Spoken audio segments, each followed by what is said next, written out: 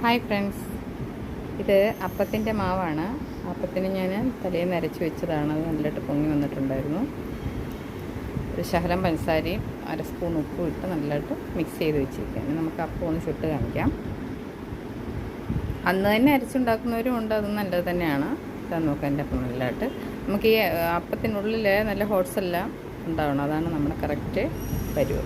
ഇതാ നോക്കാം, കണ്ട സൂപ്പറായിട്ടില്ല. ഞാൻ കൈകൊണ്ട് തന്നെ ഇങ്ങ് എടുക്കും. നല്ല മയമുള്ളതായിരുന്നു. നമ്മളിതിനൊരു വെജിറ്റബിൾ കറിയും കൂടെ ഉണ്ടാക്കുന്നുണ്ട്. ഇങ്ങനെ എല്ലാം അങ്ങനെ ചുട്ടെടുക്കാം. നല്ലതായിട്ട് ഇളക്കിയതിന് ശേഷമേ ഓരോ പ്രാവശ്യവും കോരി ഒഴിക്കൂ. ഇനി ഞാൻ പൂവപ്പവും കൂടെ ചെയ്യുന്നുണ്ട്. പൂ പോലത്തെ ഷേപ്പിൽ കൂടെ നോക്കി ആദ്യമായിട്ട് ചെയ്ത് നോക്കിയതാണ്. സക്സസ് ആയിട്ടുണ്ട്. അതുപോലെ 2-3 കൂടെ ഞാൻ ചെയ്തിട്ടുണ്ട്. കണ്ടോ നമ്മുടെ പൂവപ്പം എങ്ങനെയുണ്ട്? കൂട്ടുകാരെല്ലാവരും ട്രൈ ചെയ്ത് നോക്കണേ. ഇത് ഞാൻ 2 ഗ്ലാസ് അരിയും 1 സ്പൂൺ ഈസ്റ്റ്, തേങ്ങ വെള്ളം, ഒരു അരത്തവി ചോറ് ഇതെല്ലാം ചേർത്താണ് അരച്ചെടുത്തത്. ഇനി നമ്മുടെ കറി ഗ്രീൻ പീസ് എല്ലാം ഇട്ട് ഉരുളക്കിഴങ്ങ് ഇട്ട മസാലക്കറിയാണ്. കണ്ടോ?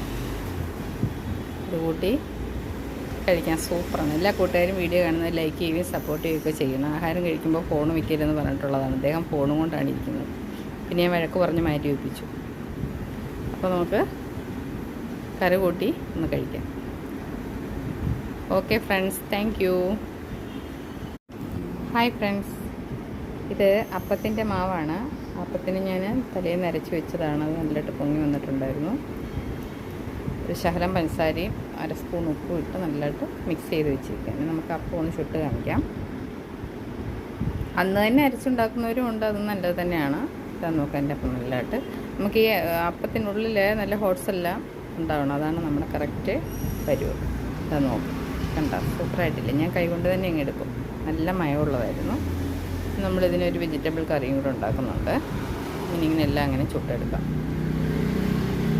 നല്ലതായിട്ട് ഇളക്കിയതിന് ശേഷമേ ഓരോ പ്രാവശ്യവും കോരി ഒഴിക്കൂ. ഇനി ഞാൻ പൂവപ്പവും കൂടെ ചെയ്യുന്നുണ്ട്. പൂ പോലത്തെ ഷേപ്പിൽ കൂടെ നോക്കി ആദ്യമായിട്ട് ചെയ്ത് നോക്കിയതാണ്.